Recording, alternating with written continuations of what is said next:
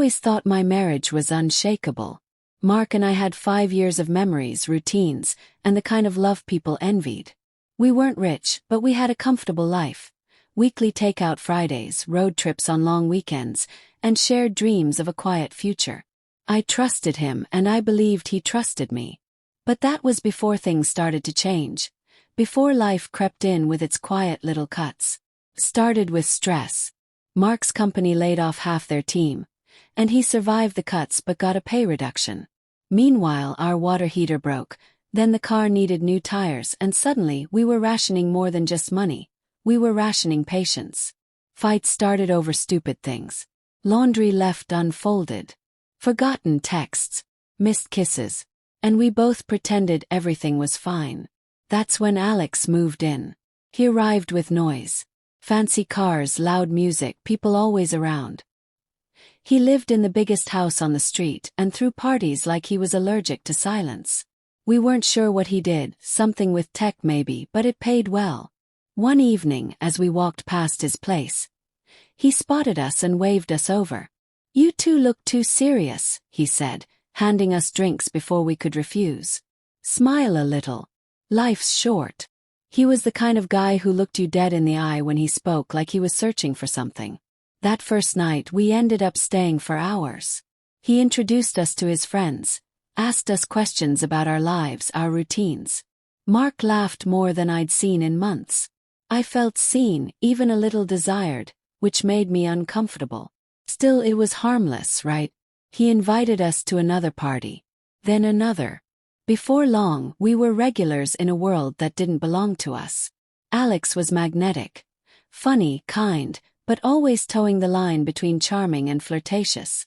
I thought maybe I was imagining things until one night he said to us, "You two have this energy. It's rare. You ever think about spicing things up?" We laughed it off, but I caught the way Mark looked at him. Curious, not shocked. A week later, he offered something different. "Come stay at my villa next weekend. Just the three of us. Total reset. No pressure. My treat." It felt like a joke until he handed us the keys and flight confirmation. Mark said yes before I could think. I said yes because saying no would have made it weird. That's how I justified it. We told ourselves it was a break from stress. A gift. A harmless trip. But I knew deep down it wasn't that simple. When someone hands you luxury wrapped in charm and tells you there's no catch, you should run. We didn't. And what happened next? It didn't just change our marriage. It exposed it. The villa was obscene in the way wealth always is when you're not used to it. Everything felt custom-made, too perfect. Marble floors, infinite pool, the kind of view you only see in movies. I kept telling myself we were just guests, that this was a generous gift from someone who happened to be rich and impulsive. But something in the air felt off from the moment we arrived. Charged, expectant. Alex welcomed us like we were old friends. He poured drinks, gave us a tour, and told us to forget the world outside. "No judgment here," he said. "Just freedom." Mark relaxed almost instantly. I watched him laugh, stretch out, talk more than usual. He seemed lighter, like a version of him I hadn't seen in years. Maybe that should have made me happy. Didn't. Made me nervous. That night, after too many drinks, Alex started talking about relationships. Not ours specifically, just the concept of them. "People cage themselves," he said. "Rules. Monogamy. Labels. You think love should look one way, and when it doesn't, you panic." Mark listened. Really listened. He nodded, leaned in, asked questions. I stayed quiet, watching the conversation stretch past the line of comfort. By day 2, everything felt looser.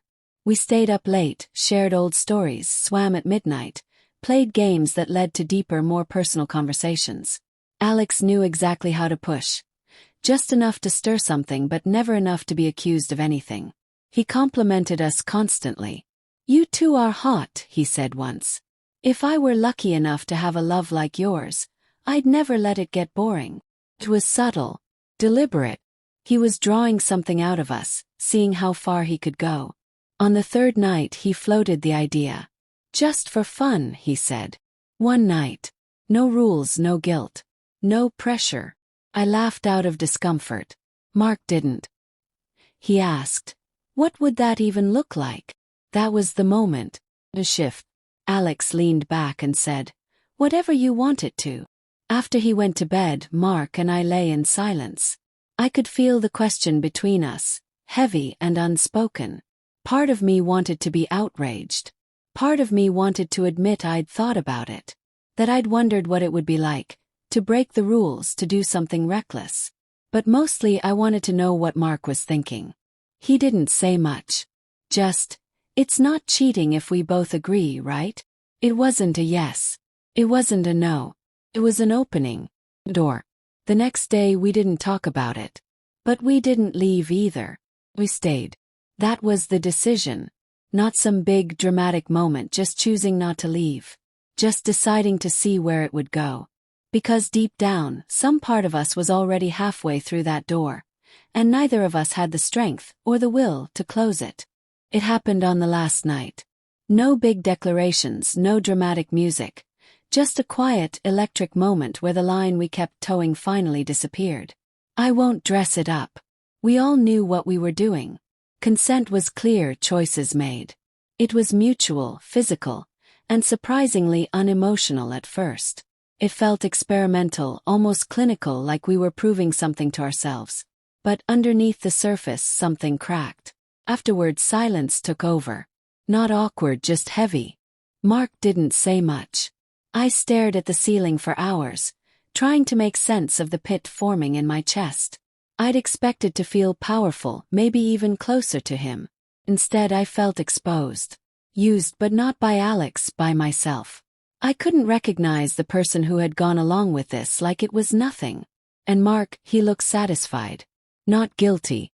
Just distant. On the flight home we barely spoke. Something in us had shifted, maybe permanently.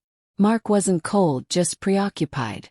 I caught him smiling at his phone, the kind of half-smile you make when someone texts you something private. I didn't ask. I didn't need to. Days passed, then a week. He acted normal, like life was back on track. I wasn't okay, though. I felt disconnected, unsure whether I'd betrayed myself more than I'd betrayed our vows. Then I saw the messages. I wasn't snooping. His phone lit up beside me while he was in the shower. It was Alex. Not flirty, not graphic, just intimate. "Can we talk?" Just us. Followed by, "I can't stop thinking about the other night." My stomach turned. Mark had responded. "I've been thinking about it too. I need to clear my head. Meet tomorrow." I didn't react. I just locked the phone and left it where I found it. I didn't cry. I didn't scream. I felt numb, the kind of numb that comes from being pushed beyond the limit of what you thought you could feel. I realized it hadn't ended that night. It had only started. What I thought was a one-time detour had become something else entirely. I asked him later carefully, "Have you talked to Alex?" He hesitated, then said yes. "Usual. We've been texting. Just talking things through." I asked, "Why without me?" He didn't have an answer, and that silence was louder than anything he could have said. It was a betrayal, even if nothing physical had happened again. Emotional cheating cuts deeper because it's quieter, more intimate. It seeps in unnoticed. I didn't confront Alex. I didn't need his version. I already knew he saw people like toys, something to play with, then toss aside. The game had started the moment we stepped into his house. I just hadn't realized we were the pawns. And now, standing in the ruins of a decision we both made, I was left wondering if we were ever strong. Or if the fantasy just exposed what was already broken. I didn't leave right away. I wanted to believe it could be fixed, that maybe this was just a messy phase we'd move past. But the silence between us grew louder. Mark stopped trying. No late-night talks, no apologies, not even a real explanation. He treated it like something that just happened, like weather. And I couldn't accept that. Because to me it wasn't a mistake, it was a choice. Repeated, intentional, and quiet enough to be dangerous. When I finally asked if he loved Alex, he didn't say no. He just looked at the floor and whispered, "I don't know what I feel anymore." That was it. No fight. No tears. Just truth, raw and hollow. That sentence ended everything more effectively than any screaming match ever could. We weren't a team anymore. We weren't even on the same side. He had crossed over into a world I didn't recognize, and I didn't want to follow. I moved out 3 days later. I didn't give him a dramatic goodbye. I packed my things while he was at work, left the keys on the counter, and walked out without looking back. It wasn't anger, it was survival. I needed air. I needed clarity. I needed to hear my own thoughts without his shadow hanging over them. For the first time in years, I was alone with myself. And it was terrifying. But it was also honest. Alex tried to reach out. Message. Then another. It wasn't supposed to go this far. I didn't mean to come between you. He didn't apologize, not really. He wanted control again. Closure on his terms. But I didn't reply. I saw through him now. He didn't break us. He just gave us the push we were already leaning into. He wasn't the villain. We were our own undoing. In the weeks that followed, I started therapy. I journaled every night. I replayed every moment, trying to find the exact second things shifted. But the truth is, it wasn't one moment.